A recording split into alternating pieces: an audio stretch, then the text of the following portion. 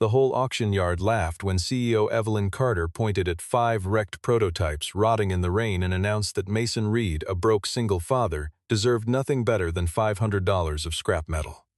Mason said nothing. He signed the papers, towed each car back to his rundown garage, and spent 6 silent months turning them into something the entire electric vehicle industry would soon be desperate to claim. 6 months later, that same Evelyn Carter stood trembling on his doorstep, holding a $500 million contract, begging to buy back the cars she had mocked. If you want to see how Mason turned humiliation into a $500 million empire, watch until the end. The rain came down hard over the salvage auction lot on the edge of Detroit, drumming against sheets of corrugated metal and pooling in oily puddles across the cracked concrete. 5 electric prototypes sat beneath a row of sagging tarps, each one tagged with a single phrase that read no remaining functional value. The paint on their hoods had blistered, their control panels were dark, and rust had already begun creeping along the exposed seams where the rain had been getting in for weeks. Mason Reed arrived on foot, wearing a faded mechanic jacket and boots that had been resoled more times than he could remember. He carried a worn notebook filled with technical sketches, the kind of notebook a man keeps when he has spent his whole life solving problems other people walk away from. He did not look like an investor. He did not look like anyone who belonged at a corporate liquidation sale. He looked, more than anything, like a man searching for spare parts he could still use. Evelyn Carter swept in a few minutes later, trailed by a small entourage of assistants, lawyers, and senior engineers from Carter Motors. She was there to quietly dispose of the wreckage from a failed internal program, a project that had drained tens of millions of dollars and now threatened to expose a deeper hole in the company's finances if anyone on the board looked too closely.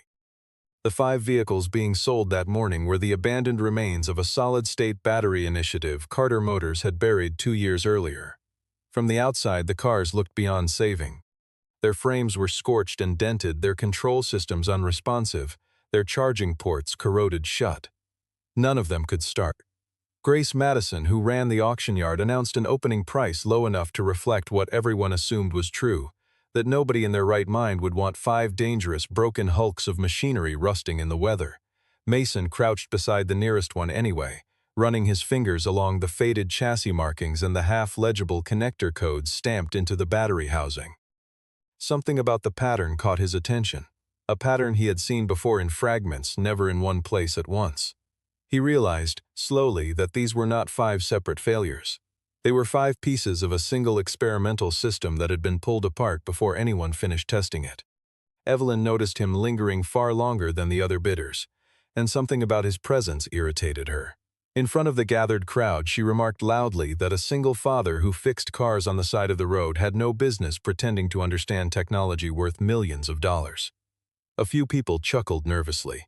Connor Hayes, her head of engineering, added his own jab, saying that if the 5 vehicles still held any value, Carter Motors would never have thrown them out here in the first place. Evelyn pressed the insult further, turning it into a performance for the small crowd. She gestured at the 5 wrecks and announced, almost gleefully, that she would let the broken father have all 5 broken cars for $500, since clearly nothing else in his life had worked out either. The crowd laughed harder this time. A couple of people lifted their phones to record it. Mason stayed perfectly still, his eyes fixed on the 5 vehicles as though he were seeing something none of them could. He placed exactly $500 on the table, nearly every dollar he had set aside for emergencies. Grace hesitated for a moment, glancing between Mason and Evelyn, then confirmed the sale. Evelyn laughed coldly and told him he had just bought himself a nightmare. Mason only answered quietly that people often throw away the very things they never had the patience to understand. The section closed with Mason towing the first wrecked car out of the lot through the falling rain, Evelyn's laughter still echoing somewhere behind him, while ahead of him sat an opportunity nobody else in that yard had been able to see. Mason hauled the 5 wrecked cars back to a small garage tucked inside an aging industrial block, the kind of place with a leaking roof and dim overhead lights, where every tool still hung in exactly the spot he had assigned it years earlier. He lived simply, working long hours that bled into each other, pausing only to call and check on his young son, who was staying with a relative for a few days while Mason buried himself in the work ahead. He began stripping down each vehicle one at a time, and what he found inside surprised even him. Each car had retained a different piece of the original system. One held an experimental battery cell array, another carried an advanced cooling unit. A third held a torque control module, a fourth an unusual thermal frame, and the fifth carried locked software that nobody at Carter Motors had ever finished writing. Carter Motors, without realizing it, had built a remarkably efficient architecture and then abandoned it the moment their engineers failed to solve a single thermal synchronization error. Mason found the faint signature of a former engineer buried inside the firmware, a name he didn't recognize but a level of thinking he respected immediately. The deeper he dug, the clearer it became that the project hadn't failed because the idea was flawed. It had failed because someone pulled the funding before the team had time to finish what they started. He didn't simply repair the cars. He began redesigning the logic that connected all 5 systems, rebuilding the way they communicated with one another, slowly assembling an entirely new central controller from the fragments left behind. He thought back to his own early years as a contract engineer specializing in industrial battery recovery, work he had left behind once his wife walked away and he became the only parent left to raise their son, trading a research career for a small garage that could keep food on the table. Lucas Bennett, an intellectual property lawyer who had once helped Mason through a minor dispute, stopped by one evening and warned him to examine the ownership paperwork carefully. If this technology turned out to be valuable, Lucas said, a company like Carter Motors would eventually try to take it back. Mason handed him the auction receipt, and Lucas studied it line by line.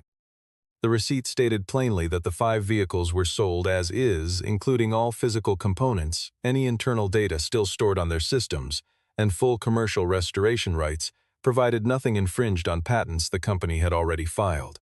Lucas realized immediately that Evelyn's team, eager to dump the liability quickly, had signed away far more than they understood. Mason decided to document everything from that point forward.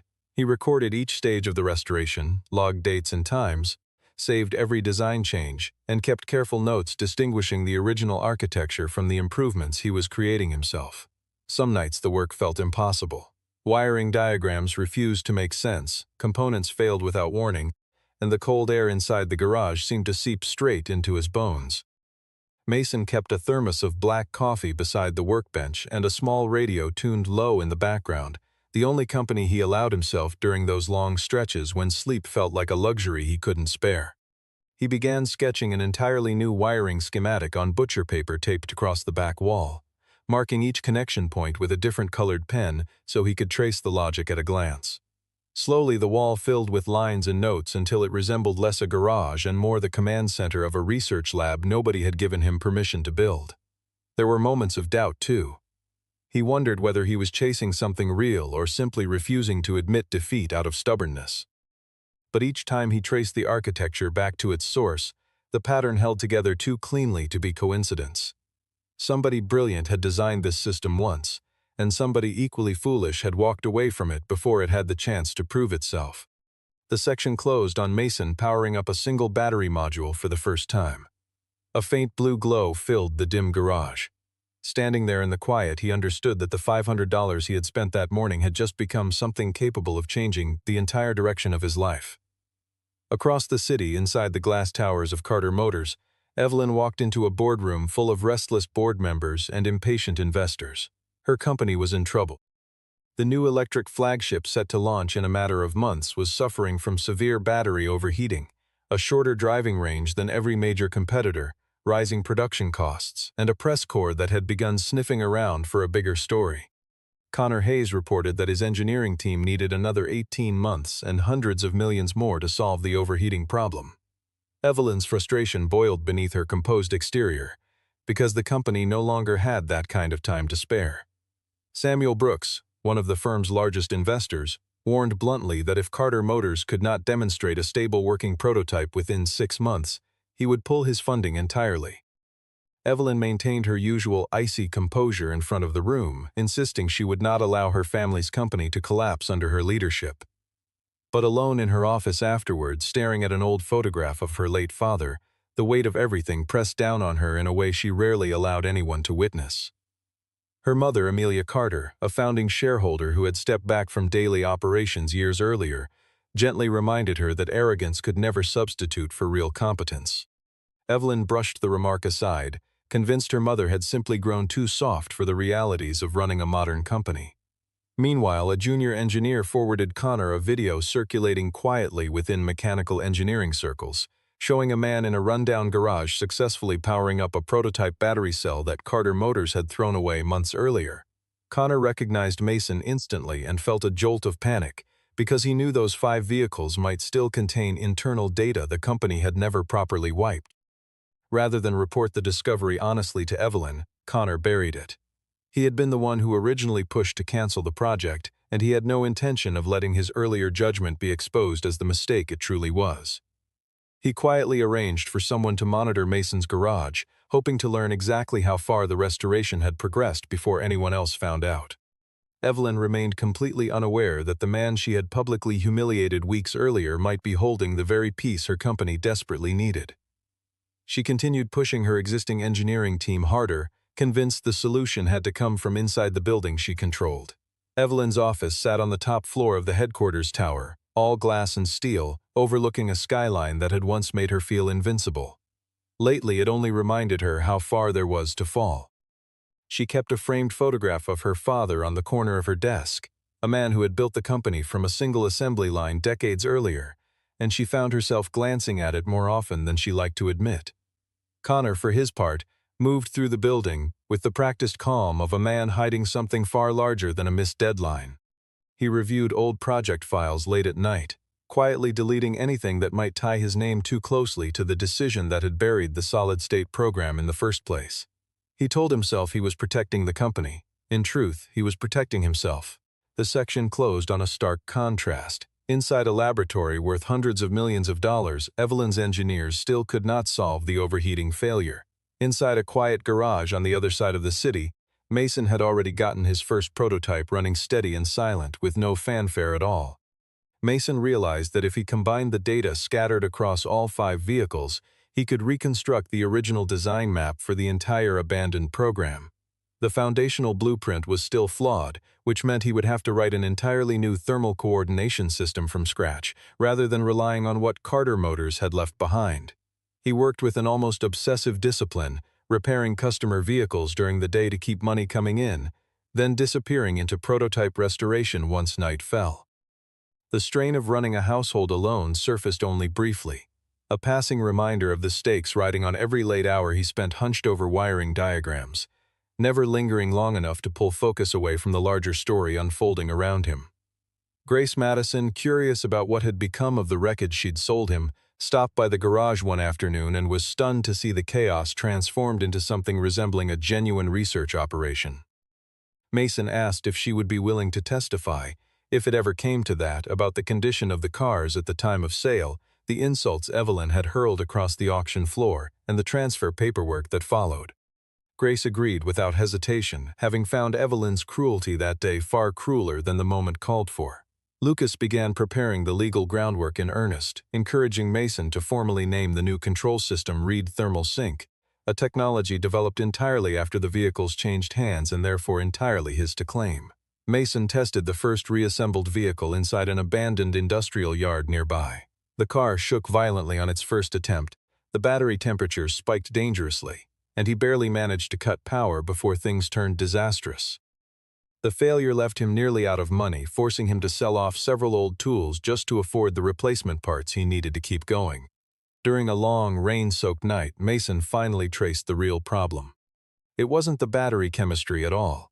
It was the way the software prioritized raw power output the moment the driver accelerated. He rewrote the underlying algorithm so the system distributed load intelligently, instead of forcing maximum performance no matter the cost. The second attempt ran clean. The car held steady, the range exceeded every internal estimate he'd calculated, and the cooling system performed more smoothly than anything Carter Motors had ever managed with their original design. Mason didn't celebrate loudly. He simply sat behind the wheel, breathing out slowly, fully aware that he had just built something the giant research labs around him had quietly given up on. Lucas advised him to formally incorporate, both to protect the intellectual property and to give the work a name of its own. Mason chose to call it Reed Motion Labs. The section closed with Mason laying all 5 keys across his workbench beside the legal paperwork and the new technical blueprints. What had started as $500 worth of scrap had become the foundation of something real. Connor arrived at Mason's garage quietly, posing as a representative of Carter Motors with an offer to buy back all 5 vehicles for $50,000, framing it as an unusually generous gesture toward a man who simply fixed cars for a living.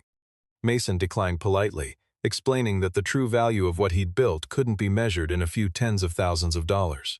Connor shifted his tone, threatening that Carter Motors could pursue legal action if Mason continued using what he called the company's proprietary technology. Mason calmly produced the auction documents and reminded him that every page had already been reviewed by legal counsel. Connor left angry but unable to act immediately, which only pushed him towards something far more reckless. He arranged for someone to break into the garage that night and steal the hard drive containing Mason's research. Mason had anticipated exactly this. He had spread his data across several secure locations, installed cameras throughout the garage, and locked down his main systems. The intruder walked away with nothing more than a decoy drive filled with worthless old files. Lucas used the break-in footage as evidence but cautioned Mason against making it public right away. They needed to understand who was really behind it and why a company as large as Carter Motors seemed so afraid of a single restored prototype. Connor returned to headquarters and lied to Evelyn, claiming Mason was illegally withholding research property that belonged to the company. He pushed her hard, urging her to authorize aggressive legal action immediately. Evelyn, already under enormous pressure from the board, trusted him completely and instructed her legal team to send Mason a formal demand to cease all activity and surrender both the vehicles and the data inside them. Mason received the legal notice inside his garage and didn't panic. He understood this was the moment the story would finally be forced into the light. Grace warned him that Evelyn was an extremely powerful adversary, capable of crushing a small operation through media pressure and an army of lawyers if she chose to. Mason told her he wasn't fighting out of pride. He was fighting because of the work he had poured into those 5 vehicles, and because people like him were so often treated as though they had nothing worth listening to. In the days following the failed break-in, Mason changed his routine slightly, arriving earlier and leaving later, always glancing toward the street before unlocking the garage door. He didn't tell anyone how unsettled the intrusion had left him, not even Lucas. He simply doubled down on the work, treating every late night as proof that he refused to be frightened off something he had built with his own 2 hands. Connor grew increasingly desperate behind closed doors, pacing his office long after the rest of the building had emptied out, replaying every possible way the truth could surface, and trying to calculate how much longer he could keep Evelyn convinced that Mason was the villain in this story, rather than himself.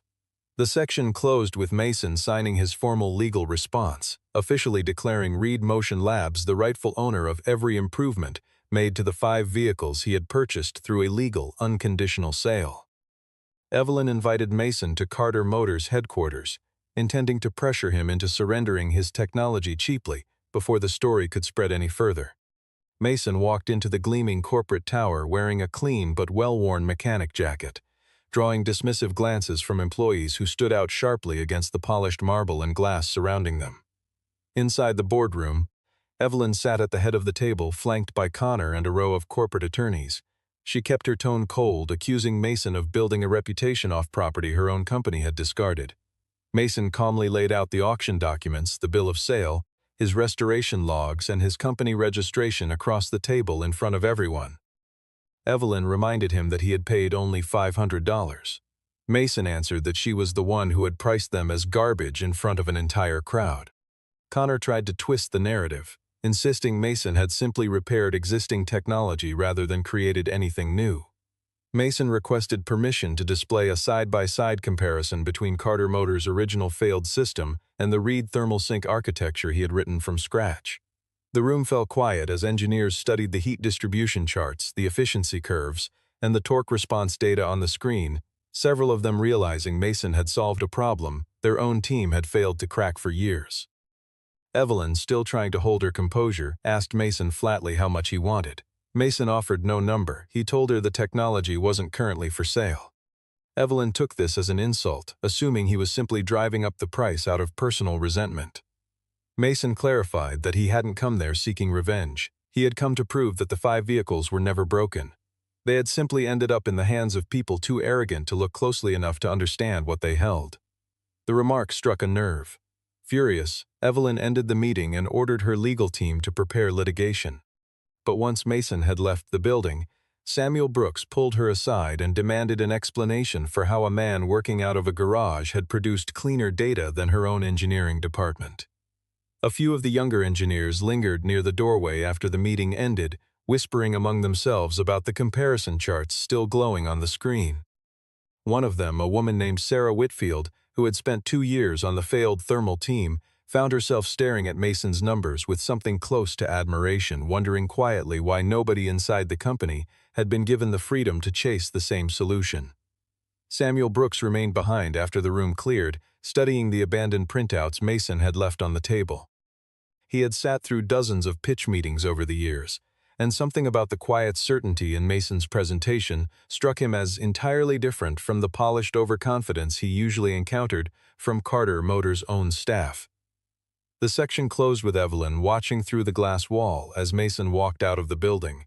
And for the first time, the look in her eyes carried something other than pure contempt. It carried the early traces of fear. Mason decided he would not let Carter Motors control how this story was told. He organized a quiet demonstration on an old industrial test track, inviting a handful of independent investors, freelance engineers, and Lucas to serve as his legal witness. Samuel Brooks attended secretly, telling no one at Carter Motors, determined to see for himself whether the rumors surrounding Mason were real or simply exaggerated noise.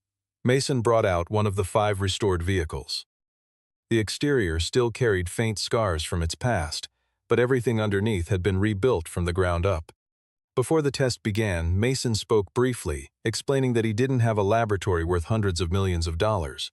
All he had was 5 discarded cars, 6 exhausting months, and a simple question that wouldn't leave him alone: what if this had never actually been broken?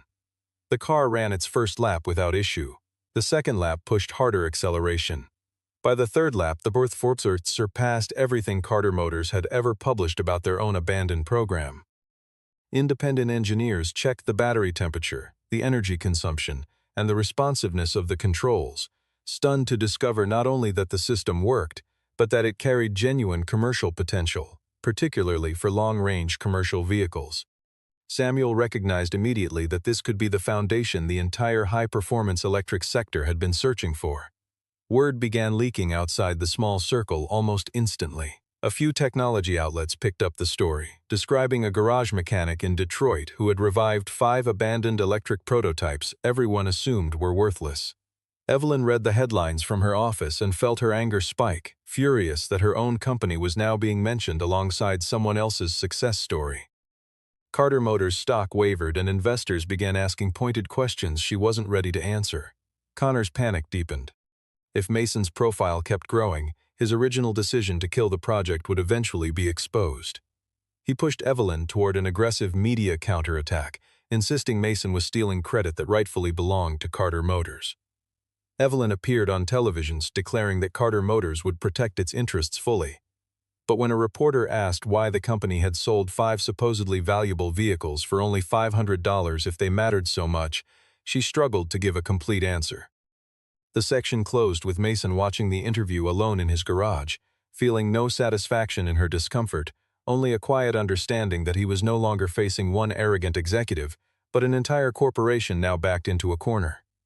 Lucas dug deeper into the project's history and discovered that the original solid-state battery program had been quietly funded in its early stages by Amelia Carter, long before Evelyn took control of the company. Amelia sought Mason out herself after watching footage of the test drive, not to threaten him but to understand exactly how he had solved the problem her own engineers once abandoned. Mason explained the fix in simple terms. Amelia realized he had accomplished something the company's younger leadership hadn't shown the patience to finish.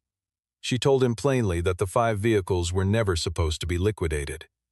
They had been classified as protected research assets, but Connor had pushed hard for their disposal in order to bury a failure he didn't want traced back to him. Mason now understood that Connor's motives went beyond arrogance. He had killed a potentially successful program purely to protect his own position. When Evelyn learned that her mother had met privately with Mason, she grew furious, accusing Amelia of betraying the company. Amelia confronted her directly, telling Evelyn that her real problem wasn't Mason at all. Her real problem was that she trusted people who simply told her what she wanted to hear. Evelyn began to suspect Connor but still refused to fully accept the truth, ordering an internal audit of the cancelled project instead.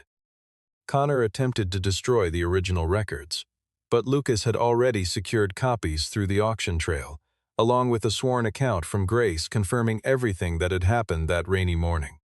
Grace testified that Evelyn had publicly mocked Mason, personally priced the 5 vehicles as worthless scrap, and signed an unconditional sale without any clause allowing the company to reclaim them later. Samuel Brooks demanded an emergency meeting between Carter Motors and Reed Motion Labs, warning Evelyn that if she still wanted to save her company, she needed an honest conversation, not another round of threats. Amelia spoke slowly, choosing her words with the care of someone who had spent decades watching companies rise and fall on decisions made too quickly.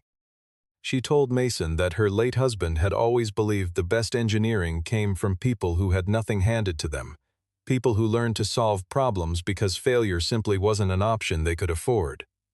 Listening to her, Mason understood that the woman sitting across from him had spent years quietly mourning the version of Carter Motors her husband had originally built.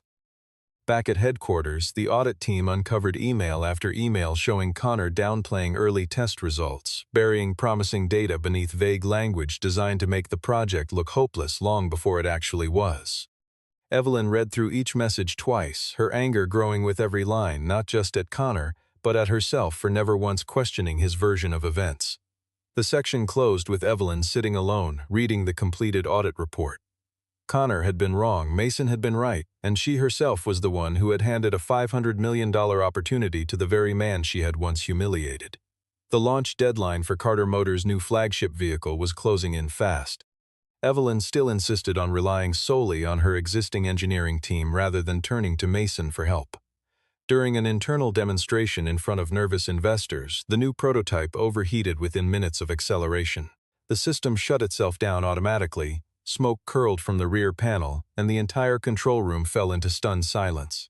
Samuel Brooks stood up and walked out of the testing facility, telling Evelyn he had seen more than enough. Without an immediate solution, he warned his investment would be frozen indefinitely. Carter Motors stock dropped sharply the following morning, and several outlets called it the most expensive failure of Evelyn Carter's career. Connor tried to shift blame onto his junior engineers, but Evelyn already had the evidence she needed. She fired him on the spot once she confirmed he had hidden critical data, mishandled the liquidation of protected assets, and orchestrated the break-in at Mason's garage. Firing Connor solved nothing on its own. Evelyn now had to face the uncomfortable truth that the only real solution sat in the hands of a man she had once mocked publicly. Pride held her back. Amelia reminded her that an apology wouldn't weaken her as a leader, it would only prove she still had the honesty required to lead at all. Evelyn found herself replaying the memory of that rainy auction morning, the way she had laughed while the crowd jeered at Mason. For the first time, real shame settled over her. Meanwhile, Mason had begun receiving offers from other major manufacturers. One international company offered $300 million for exclusive rights to Reed Thermal Sink.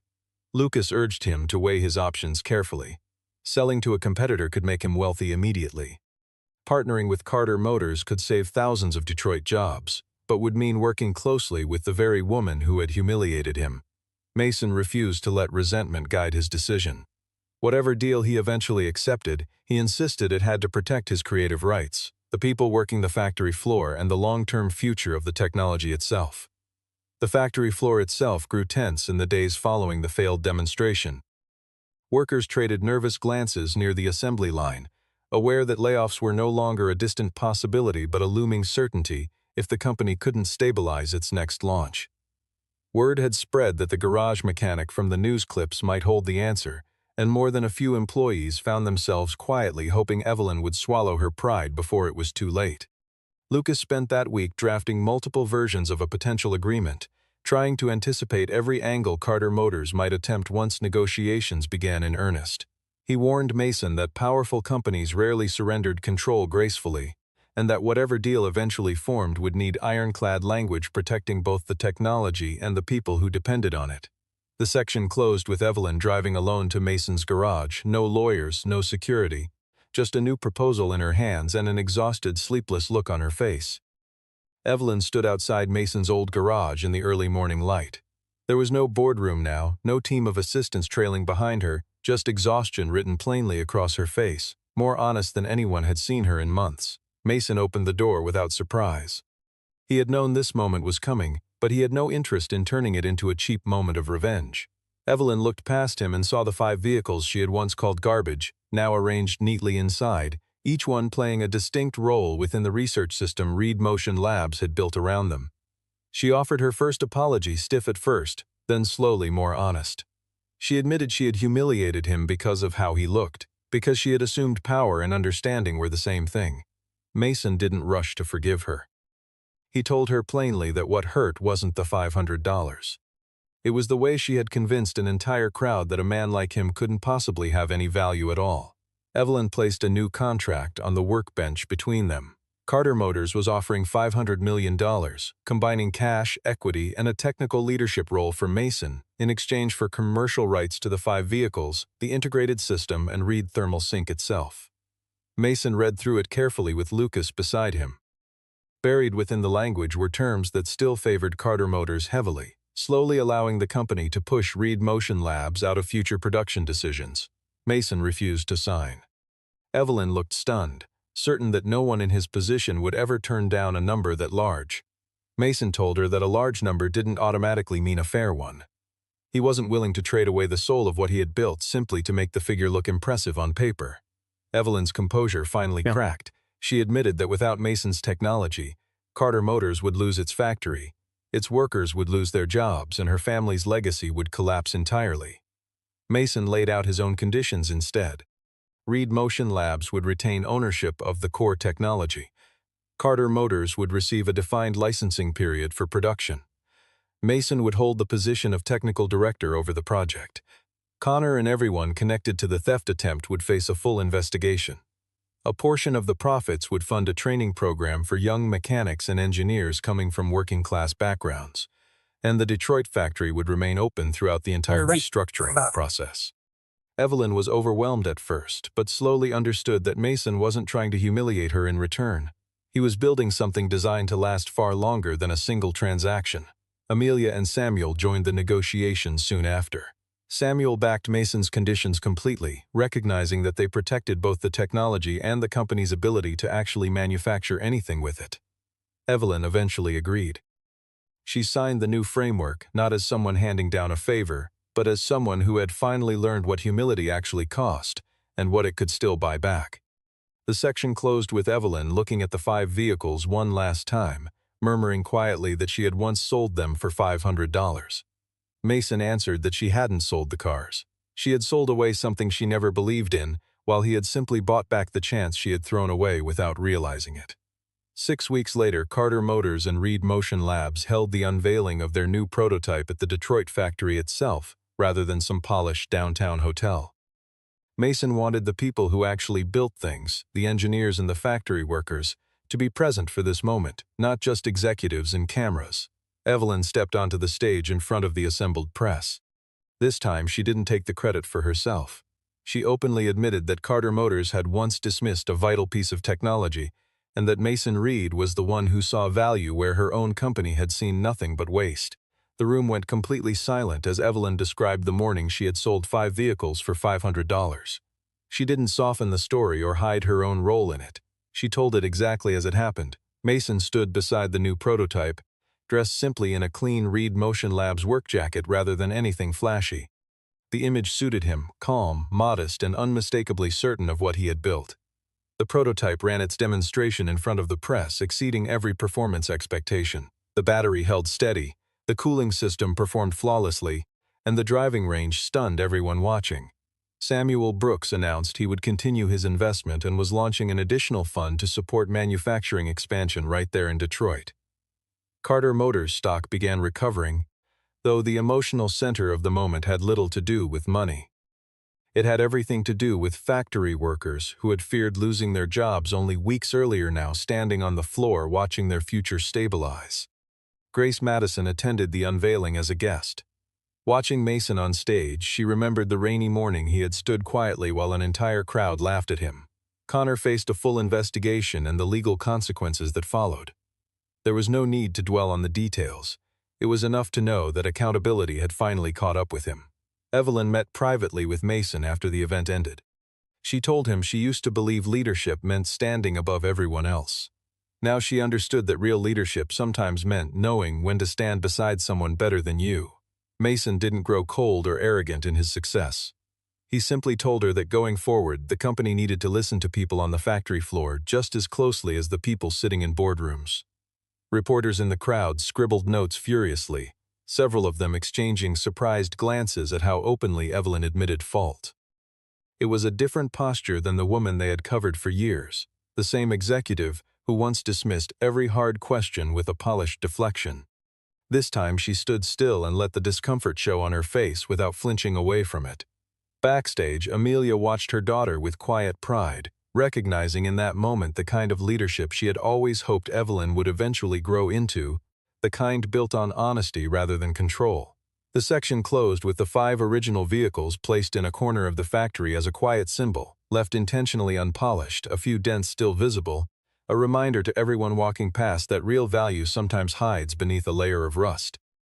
Months later, Reed Motion Labs had grown into an independent research center, partnering with manufacturing plants across the region. Mason never left Detroit, never forgot the garage that started everything, and never lost the simple, grounded nature that defined him long before any of this began. Carter Motors recovered through a new vehicle line built on Mason's licensed technology. Evelyn changed the way she led, setting aside much of her old arrogance, choosing instead to spend more time directly with engineers and factory workers rather than isolating herself inside executive meetings. Mason used part of his earnings to open a mechanical training academy for working people hoping to break into the electric vehicle industry. It was his way of turning a personal victory into an opportunity that could ripple outward into the community around him. His son appeared only briefly near the end of the story, a small model car resting on the corner of Mason's desk as a quiet reminder of why he had never allowed himself to give up. Evelyn visited the old garage one afternoon, where Mason still kept the original $500 receipt framed on the wall. It wasn't there to boast. It was there to remind him that people could misjudge his worth, but they never had the power to decide what his worth actually was. Evelyn asked if he had ever wanted to tear the receipt apart. Mason said no, because it reminded him that other people might price him wrong, but they could never actually take away what he was really worth. The two of them didn't rush into anything more than mutual respect and a growing trust, leaving room for whatever might develop naturally between them later on. Word of the academy spread quietly through working-class neighborhoods across the city, drawing in young people who had never imagined a path into advanced engineering simply because nobody had ever offered them one. Mason taught a handful of evening classes himself, standing at the front of a small classroom built inside the same industrial block where his garage still stood, reminding his students more than once that the most important tool in the room was patience, not talent. Grace stopped by occasionally just to see how the place had grown, often bringing along someone new from the auction world curious to meet the man behind the story everyone still talked about. Lucas remained close as well, no longer just a lawyer but something closer to a trusted friend who had stood beside Mason through every difficult turn. The final image showed Mason standing inside the factory, looking at the 5 vehicles that had once been thrown away, now serving as the foundation of something far larger than either of them had expected. Machinery hummed steadily around him, workers moved back along the production line and daylight spilled through the high windows overhead. Evelyn had once believed she sold Mason 5 broken cars. In truth, she had sold away the most expensive lesson of her life for $500, and it took $500 million just to earn the chance to learn it all over again.